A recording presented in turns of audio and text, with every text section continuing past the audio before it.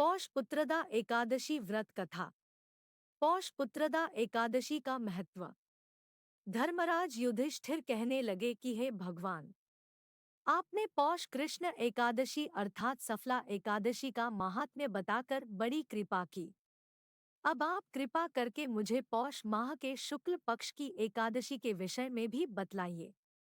इस एकादशी का क्या नाम है तथा इसके व्रत का क्या विधान है? इसकी विधि क्या है? इसका व्रत करने से किस फल की प्राप्ति होती है और उसमें कौन से देवता का पूजन किया जाना है? कृपया यह सब विधान पूर्वक कहिए। भगवान श्री कृष्ण बोले, पौष माह के शुक्ल पक्ष में आने वाली इस एकादशी को पौष पुत्रदा एकादशी कहा जाता है। इसमें भी नारायण भगवान की पूजा की जाती है। विधि पूर्वक इस व्रत को करना चाहिए। इस चर और अचर संसार में पुत्रदा एकादशी के व्रत के समान दूसरा कोई व्रत नहीं है।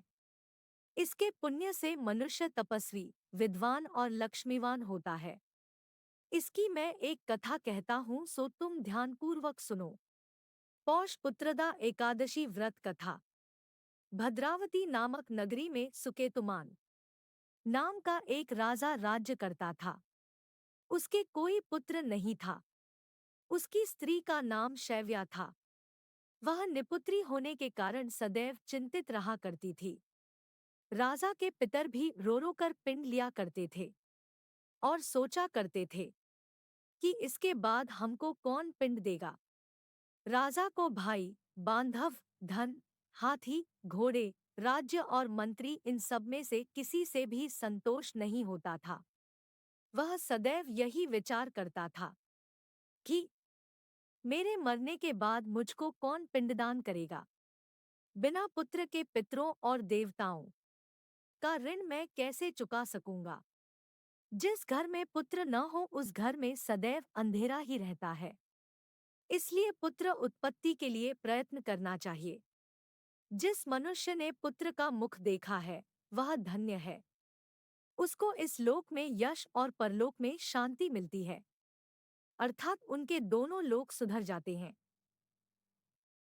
पूर्व जन्म के कर्म से ही इस जन्म में पुत्र, धन आदि प्राप्त होते हैं। राजा इसी प्रकार रात दिन चिंता में लगा रहता था। एक समय तो राजा ने अपने शरीर को त्याग देने का निश्चय किया, परंतु आत्मघात को महान पाप समझकर उसने ऐसा नहीं किया।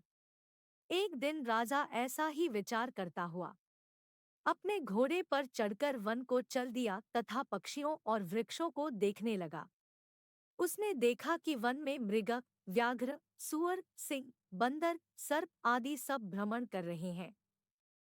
हाथी अपने बच्चों और हथिनियों के बीच घूम रहा है। इस वन में कहीं तो गीदड़ अपने कर्कश स्वर में बोल रहे हैं, कहीं उल्लू ध्वनि कर रहे हैं। वन के दृश्यों को देखकर राजा सोच विचार में लग गया। इसी प्रकार आधा दिन बीत गया। वह सोचने लगा कि मैंने कई यज्ञ किए, ब्राह्मणों को स्वादिष्ट भोजन से तृप्त किया, फिर भी मुझको दुख प्राप्त हुआ क्यों? राजा प्यास के मारे अत्यंत दुखी हो गया और पानी की तलाश में इधर-उधर फिरने लगा।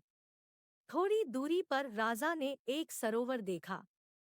उस सरोवर में कमल खिले थे तथा सारस, हंस, मगरमच्छ आदि विहार कर रहे थे। उस सरोवर के चारों तरफ मुनियों के आश्रम बने हुए थे। उसी समय राजा के दाहिने अंग फड़कने लगे। राजा शुभ शकुन समझकर घोड़े से उतरकर मुनियों को दंडवत प्रणाम करके बैठ गया। राजा को देखकर मुनियों ने कहा, हे राजन, हम तुमसे अत्यंत प्रसन्न हैं। तुम्हारी क्या इच्छा है सो कहो। राजा ने पूछा, महाराज आप कौन हैं और किस लिए यहाँ आए हैं? कृपा करके बताइए। मुनि कहने लगे कि हे राजन, आज संतान देने वाली पुत्रदा एकादशी है। हम लोग विश्वदेव हैं और इस सरोवर में स्नान करने के लिए आए हैं। यह सुनकर राजा कहने लगा कि महाराज मेरे भी कोई संतान नहीं है। यदि आप मुझ पर प्रसन्न हैं तो एक पुत्र का वरदान दीजिए। मुनि बोले, हे राजन, आज पुत्रदा एकादशी है। आप अवश्य ही इसका व्रत करें। भगवान की कृपा से अवश्य ही आपके घर में पुत्र होगा। मुनि के वचनों को सुनकर राजा ने उसी दिन एकादशी का व्रत किया और द्वादशी को उसका पारण किया। इसके पश्चात मुनियों को प्रणाम करके महल में वापस आ गया। कुछ समय बीतने के बाद रानी ने गर्भ धारण किया और 9 महीने के पश्चात उनके एक पुत्र हुआ। वह राजकुमार अत्यंत शूरवीर, यशस्वी और प्रजापालन हुआ।